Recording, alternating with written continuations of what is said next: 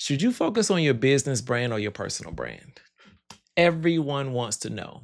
And what I'm going to teach you today, you heard me. What I'm going to teach you today is going to shock you and give you exactly what you need to build your brand online going forward. See, people are confused right now. Should I focus on AI? Should I focus on my logo? Should I focus on my face? What if I don't even what if I don't want my face to be the face of the brand? There are a lot of directions you can go, and that's exactly why everybody keeps asking this question. But as a brand strategist who's seen it all and heard it over the last 20 plus years, I can tell you one thing for sure.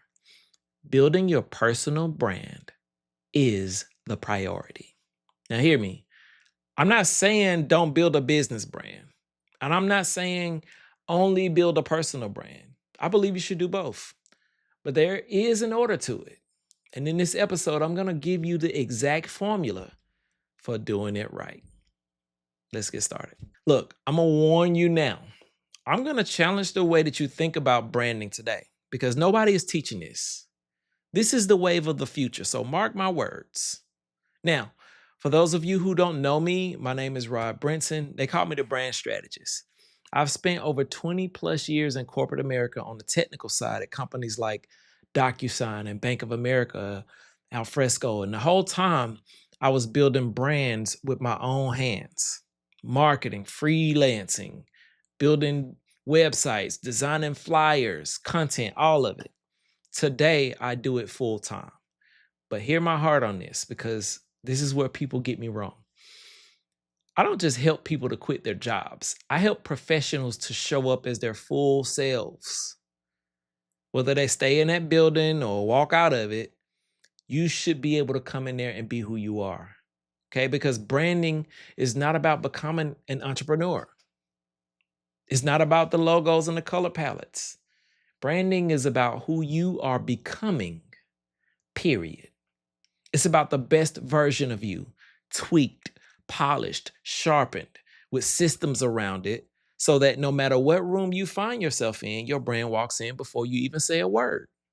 Oh, you think I'm lying? All right, what happens when you go to the job and your boss says, hey, we're having a meeting with the execs. We want you to be a part of it. You don't think they already kind of got an idea of who you are? That's why you got invited into the room. Your brand spoke for itself.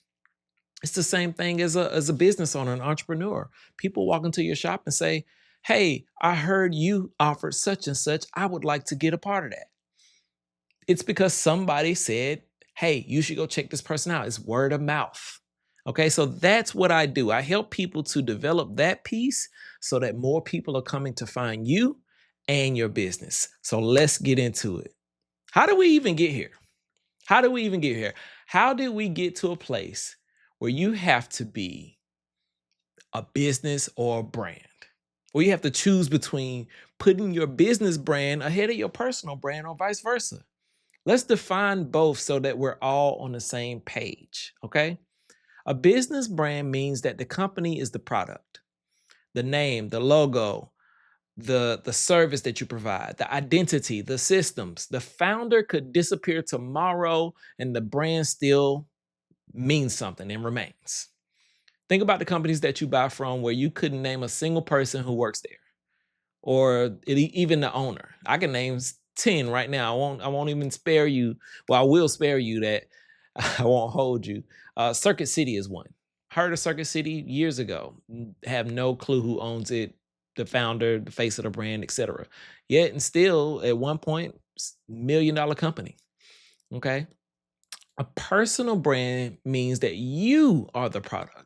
Your name, your face, your story, your expertise, your voice. People choose the thing because they're choosing the person behind it. Now, I could name some companies with that as well. We got a lot of influencers out here, a lot of people who've made a name for themselves, but I'll just spare you and give you one. Oprah Winfrey. She is the brand. Now, here's the old rule when it comes to this. And if you came up when I came up, you know it well. The old rule said, brand the business. Get the logo, get your LLC, get the colors, get the storefront. Make sure your letterhead has all of the stuff. And listen, that rule was right because back then the business was the only thing customers could see. You had to go to the yellow pages or the white pages and look somebody up and call them on the phone. It was a lot of different things that you youngsters don't know about, but we're not going to get into that. But you couldn't access the founder. There was no window into the person behind the company. All you had was what they displayed on the television, the radio, the newspaper, and these pages that I just talked about, the yellow and the white. All right. I think the white pages was residential, so never mind that. It's the yellow pages. Anyway, along came social media, changed the physics of everything. The influencers proved it first. Suddenly, one human literally became the person, right? One human being with a phone in their hand could reach the entire globe in an instant. For the first time in history, people could access people directly at scale with no institution standing in between. But I want to be clear about this because even before social media and influencers, there were a few brands that thrived and literally became what they are today off of the brand of the founder. Think about Apple. I don't even have to say his name. That's how powerful it is. What about Amazon? What about Tesla? I can even go even deeper, right? But I'm not going to do that. My point to you is there are brands that are built that are focused on the business brand, but they are living off of the strength of the personal brand of the founder. Okay, so branding your business was essential then, but branding yourself is critical now. Where we are today is like this. The landscape is still moving faster than it has ever moved. AI content is flooding every feed. Platforms are changing monthly and weekly sometimes. Like Instagram just made some updates and they're making more regularly, okay? So this is not about catching up. You're probably not going to catch up. This is about being informed.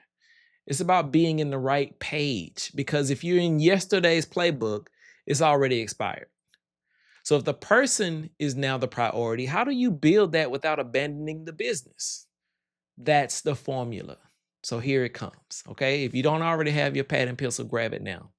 Let me be careful here though, because some of you watching have a successful business brand right now, and I salute you. This is not me saying you can't win with a business brand that doesn't have a face of the founder and all of those things. People have, people do, people will continue to have success, okay? But this is about a different level of continued success if you want to keep scaling and keep growing and stay relevant in what's coming. This is the order that you need to run it in. Move one. You have to put the person first. Yes, that's right. You who doesn't want to be in front of the camera. You who's I'm not a social media person. You who's I don't like the way I sound. Yes, your face, your voice, your story, your point of view. That last phrase is the biggest part. Your point of view. That is the commodity. Nobody has your point of view. With all of these people saying stuff online, your point of view is what's going to help you to stand out. Okay? I'm not talking about your point of view about everything. I'm talking about one lane going deep. That is what builds trust while you have zero momentum. And I need you to hear this part because this is where most people mess up.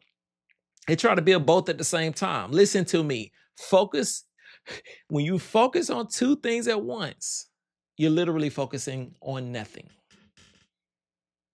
Try it. In my room right now, I have two speakers that I can hear stuff from, and I can't look at both of them. If I look at one, I'm not looking at the other. I can see the other, but I can't focus on it. When I try to focus on both of them by looking in the middle, I'm looking at nothing. Don't try to focus on two things at once. We are not wired to split focus. Time is limited, and what you focus on and how deep you go with it literally changes how people see you. All right, so focus on one thing. Move number two. Make sure that the business behind it is solid. While the personal brand is out front earning attention and trust, the company brand gets built in the shadow. Your offer, your systems, your sales processes, your SOPs, your identity. The thing that you're offering has to be great. Otherwise, it doesn't matter how great your personal brand is. If Apple was terrible, it didn't matter how cool and creative Steve Jobs was. The personal brand hands the business and everything it can't earn on its own over to the business.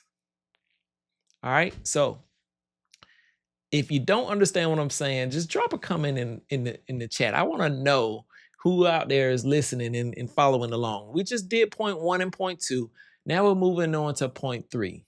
This is the move that is really going to just shake the dust off of everything you got going. It's called the handoff. You see, over time, the business brand takes more and more of the weight so that the thing you built can run, scale, or even sell one day without your face carrying every single transaction. Because see, I know that that's some of the things that bothers a person about putting their face on the brand of the business. It's like they want the business to run and scale without them. That's everybody's dream. We would all love to be playing golf, sipping a cool drink on the beach somewhere while our business is making millions of dollars while we sleep. That's the ultimate goal, right? But you first have to set it up that way. So let me tell you about this formula. The formula is the handoff. And both failure modes come from getting the order wrong. What I mean by that is, if you lead with the LLC and the logo and you've built a company that nobody trusts yet, it's probably not going to get you that far. Never build past your own face. And if you've built a job that you can't sell, same mistake. Because now your company is dependent on you. Now you have to be there. Now it can't scale without you. If you get sick or go on vacation, the company is not growing. Those are two of the opposite ends. And real quick, everything that I'm teaching you right here, we can go deeper inside of the House of Brand. So drop a comment. The link is below. Join us at community.robbrinson.com. All right, grab it when we're done. But now that we're talking about this, let's talk about why this works. Because this goes way deeper than marketing. We're living in a trust recession. Trust is in institutions and it's down. It's way down. Trust in advertising is down. Trust in media is down. I'm not going to blame it all on AI. All right. People barely trust what they see with their own eyes anymore. When I walk outside, I'm like, like I'm questioning everything. And every major trust study keeps confirming the same flip. People just don't trust institutions. They trust people, someone like them, someone they can see. This is a real life case. I recently put out a job rec for a position I'm hiring for.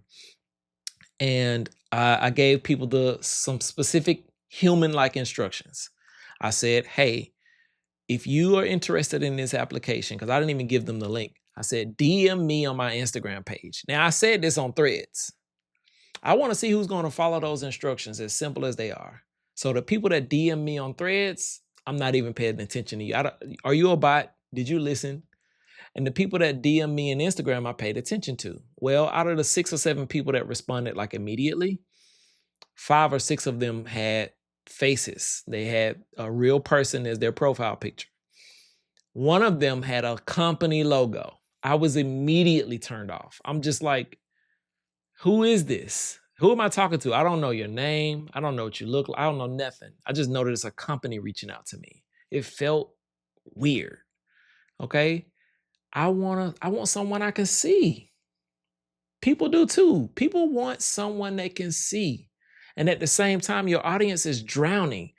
Data, content, messages, DMs. I don't know about y'all, but I get the marketing calls and texts. Hey, I heard you were looking for a loan. No, I'm not. Why are you reaching out to me? It's worse than it has ever been. So the same thing that can help you in terms of reaching global audiences is the same thing that's going to make it hard for your business to get where it's going. Nobody has time to figure out who you are. If you make people do work to understand you, they won't do the work to buy the thing you're selling. They'll keep scrolling.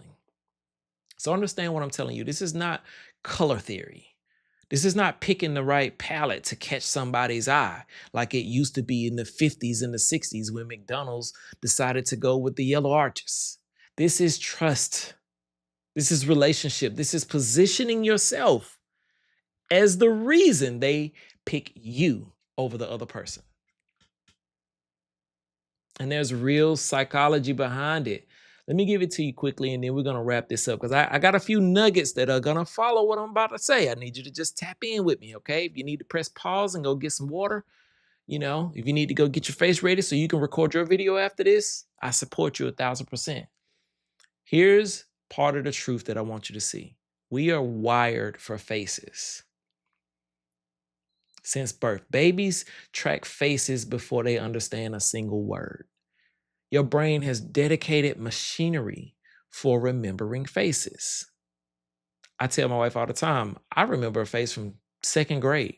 If I see somebody 40 years later, I'm like, it might take me a minute to remember where I remember them from, but I remember the face. And it has nothing to do with remembering logos.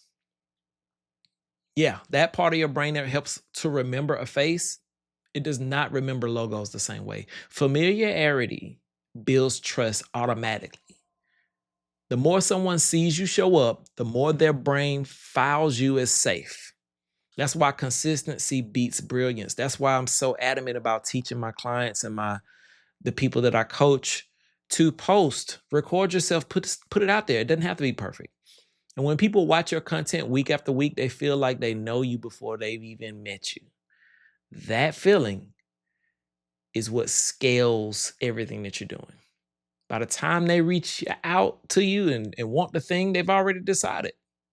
Because overwhelmed people take shortcuts. And the shortcut is always the same question. Not what's the best option. It's who do I trust? Who seems safe? Who feels good? Who do I like? So here's the simplest test I can give you. Go look at your profile picture. If it's a logo, that page is telling every visitor you're about to be sold to. If it's a face, it says you're about to meet somebody. More than likely, they're going to sell to you, but at least it's somebody. People follow faces. Now, some of you want to stay private. You want to keep your logo. No problem. Don't take my word for it. All right. You got every right to your privacy, but know what it's costing you. In a trust recession, invisibility reads as untrustworthiness. All right. Look, people choose people over the smallest things like iPhone or Android, Starbucks or Dunkin'. I'm telling you right now, people will literally not do business with you based on your answer. If you got some green bubbles, they're going to be looking at you funny. And that's not fair, right? But it's also not discrimination. It's not anything wrong. That is preference. And preference is exactly how consumers decide between you and the next person. As a matter of fact, tell me in the comments right now, iPhone or Android? I'm dead serious. I want to know. iPhone or Android? And I will judge you accordingly. Okay? I'm joking. I won't judge you. Now, if you think this only applies to little brands, let me introduce you to some people that have built empires face first. Let me tell you about Sara Blakely. If you haven't heard, go Google her. She built a company called Spanx. And before Spanx was Spanx, Sara was a woman being raised by a father who would sit at a dinner table and ask her what she failed at that week, not what she succeeded in. And then he would celebrate that answer. Think about that. She was raised to be unafraid of the word no. She failed the law school entrance exam twice. She worked as a share ride operator at Disney World. Then she spent 7 years selling fax machines door to door. Can you imagine selling fax machines door to door? It had to be a while ago because, yeah, that was mainly in the office. But people are like, well, okay, if you don't know what a fax machine is, go look the fax machine up. All right. It was a way for people to send documents electronically before email came out. All right. Doors were slammed in her face every single day because people didn't necessarily need them or want them. Right. But she got so good at surviving rejection, they made her a national sales trainer at 25. I'm going to repeat that for the people who are washing dishes and not paying attention. She became the national sales trainer because she got rejected so badly. She was able to deal with it well, and she showed the people how to get past that. Okay, so when she cut the feet off of her pantyhose in her apartment with $5,000 in her savings account and had an idea, she understood something. She already was at the asset. It was her.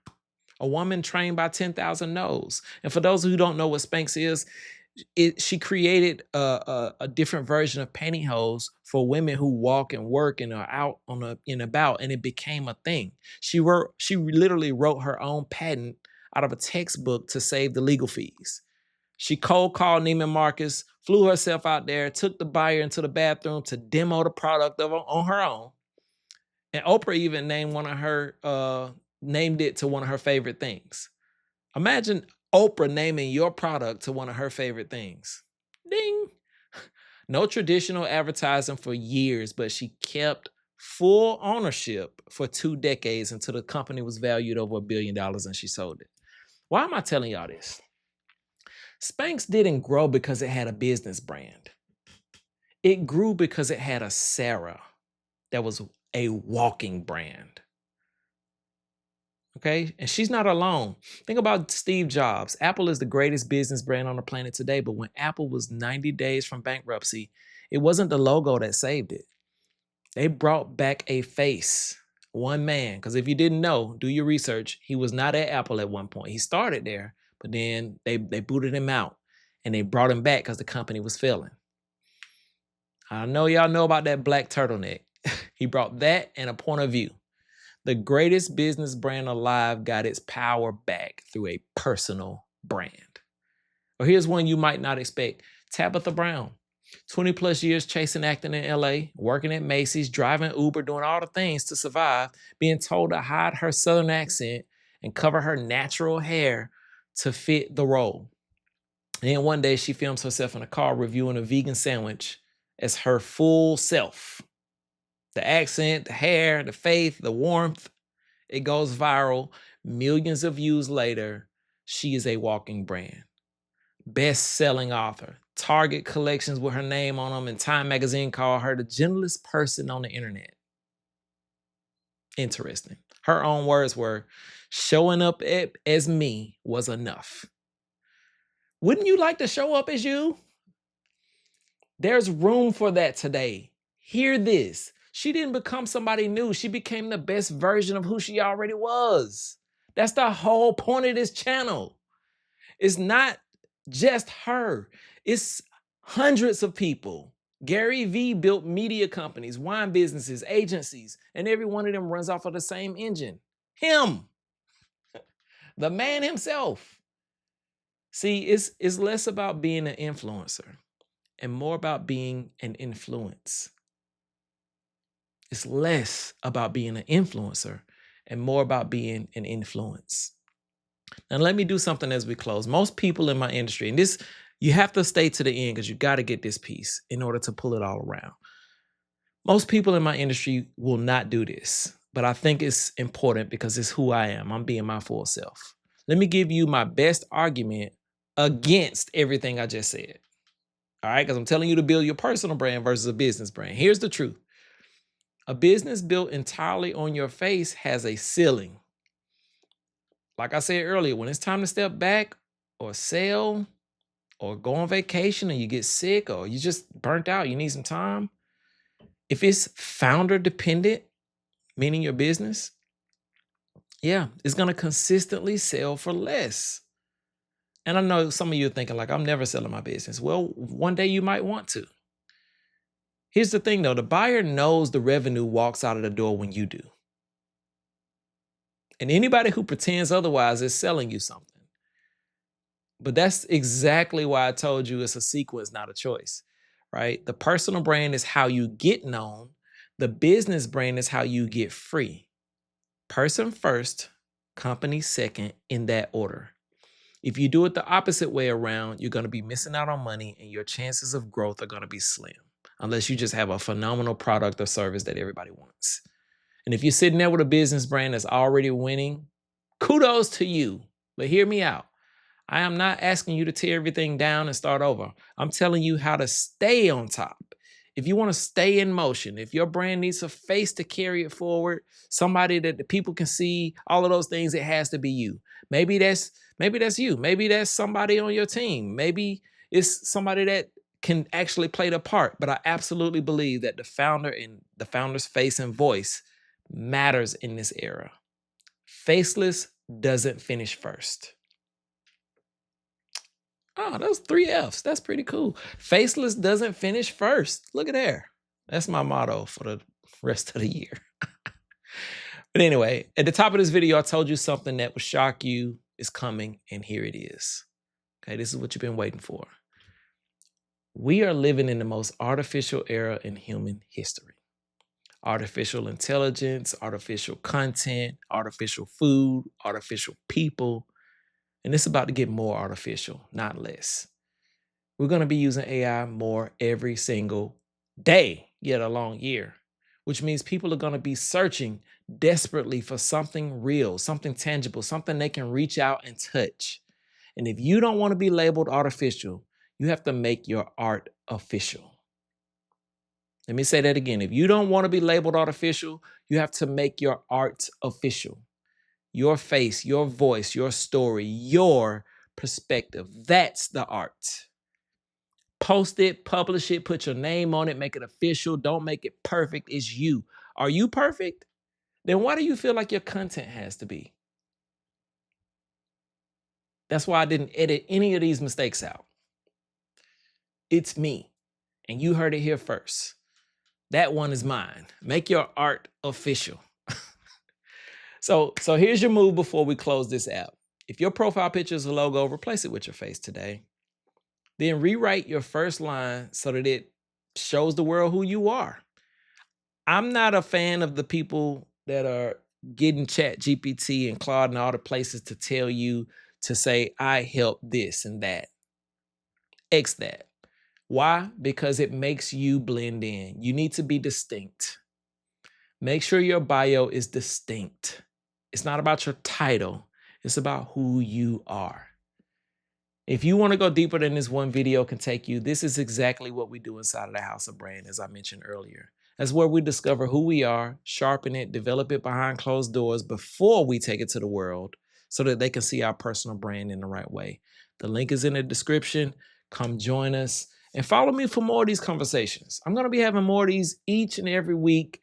So share this with somebody who's still hiding behind the logo or who's still not on the train of understanding that they have to build both a personal brand and a business brand to be successful and scale in the future. And drop your thoughts in the comments, even if you disagree with me. I want to know, especially if you disagree with me. I'd love to have that conversation. And don't forget, iPhone or Android, let's go.